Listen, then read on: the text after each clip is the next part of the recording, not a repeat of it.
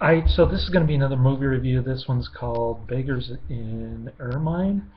This is a 1934 monogram flick, black and white, on Alpha Video Classics DVD, starring Lionel Atwill.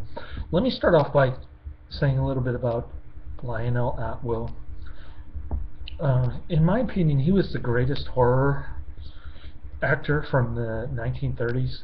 I saw him in Dr. X at Stanford Theater about 20 years ago, and that film just blew me away. At the time, it was my all-time favorite horror flick, Dr. X, starring Lionel Atwill and Fay Wray. And just to give you sort of a sound effect of the greatest scene of all time in horror, besides Suspiria or Cargo 200, I'm just going to try my best to attempt this.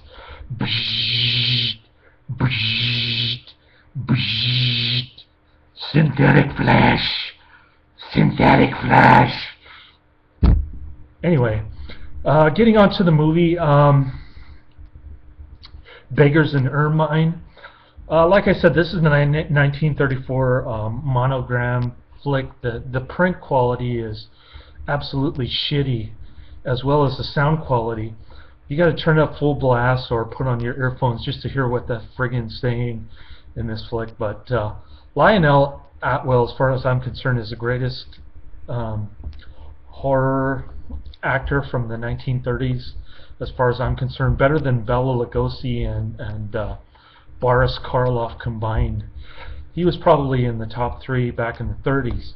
And this flick is more like Trading Places, kind of reminded me of that. I don't know if what's his name, Anthony Russo, ripped off the idea of Trading Places from this flick, but it's about a steel mill owner, independent steel mill, that's being taken over by this deceptive businessman. And Lionel Atwill runs the steel mill. His name is John Dawson or Flip Dawson or something. I can't friggin' keep track of his name in this movie. Maybe Flip is his nickname. I don't know. But basically he's just opposed to getting bought out by Combined Steel. Some kind of deceptive business dude. Forget his name, but he manages to dump a bunch of molten steel on Lionel Atwill's legs. He gets a drunk employee to run the crane or something, and so the dude dumps a bunch of molten steel on Lionel Atwill's legs to get rid of him, so that the other dude can take over the steel company and merge with Combined Steel. Then Lionel Atwill becomes like an invalid, crippled freak dude, and he meets this blind guy by the name of Marshall. Both of them still have their brain working, so they form this what do you call some kind of philanthropic organization. This was before FDR got rid of everything with his welfare schemes, but it's like a fraternal organization, I guess, of freaks, cripples, and invalids, beggars, basically. So he invests all of these beggars' money into government bonds and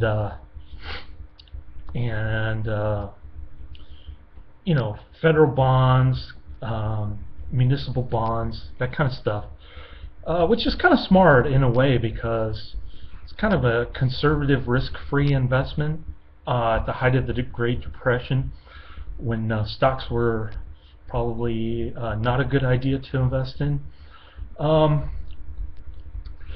So over the course of 15 years, he makes a bundle. He becomes the leader of this fraternal organization of beggars, and becomes the biggest fraternal organization in the United States, which is pretty cool. I mean, he loses his legs and he makes something good out of it.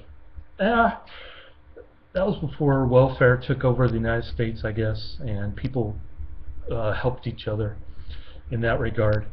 Um, so I don't want to spoil the ending, but basically he reunites with his daughter. Um, he takes over the corporation again. He buys out the stock, so he kind of flips the coin on the dude. I'm not too sure why the dude is shorting stock if he's running the company, but I guess he wants to play the market or whatever. Yeah, I do that myself every day. I try to short the stock market, and then it goes up. I'm kind of lame at investing like this dude, but especially when it's on a margin account. I suck at picking stocks.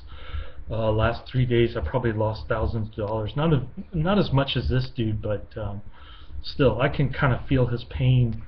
And I'm not going to spoil the ending, but it's a good ending. It's kind of uplifting, kind of revenge flick, kind of like Trading Places. You know, at the end when they get revenge on their former bosses or whatever. And there was some market manipulation in Trading Places. So yeah, cool flick. The only drawback, like I said, you got to turn up full blast or use your headphones, otherwise you won't be able to hear what the fuck they're saying. And the print quality is pretty bad too. It looked like it dog pissed on the can in some dude's garage or something. Yeah, it's alpha video, so what do you expect? I mean, low budget quality. It's like that. That's like what I told Terror for Tom. This is like the Hal Roach version of DVDs. You know how Roach used to make cheap ass videotape VHS tapes that used to get caught in the VCR because they were playing too friggin' fast or something was happening, and it used to get caught in the little wheels inside the VCR. I remember the first VHS tape I bought was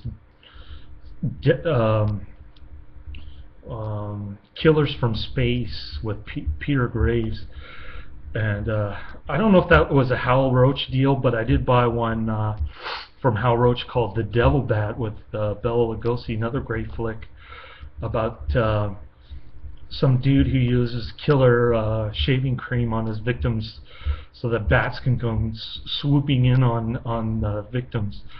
That movie is way campy, and this one is too. I mean, the whole idea that you need to get a license to be legitimate. I didn't like that part, but other than that, I gave it 5 stars out of 5 stars on Netflix. I'll try to look for the trailer, or maybe there's a free upload on YouTube somewhere. Posted link to the description. Anyway, great flick. Enjoyed it very much. Hopefully Terror for Tom is watching this, and have a great weekend, y'all. I'm going to watch The Beguiled starring Clint Eastwood, 1971 flick next. So, yeah, cool. Keep them coming. Word up. Later, Steve, if you're watching.